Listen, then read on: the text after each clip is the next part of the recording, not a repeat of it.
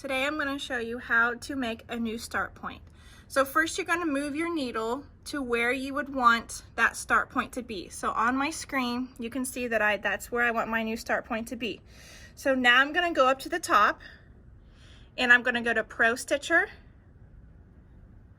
and over here to the right you're going to see new start and new end. So I'm just going to select it, and that's going to make our screen over to the right a different format. So you can see new start, new end. And because we're working with the start today, we are only going to mess with the start column. So once you have your machine where you want it on your quilt, you're then going to hit auto 2 times. If you hit it only once, it will not work. So 1, 2. And you can see now over at my point, it's made that circle with a green X.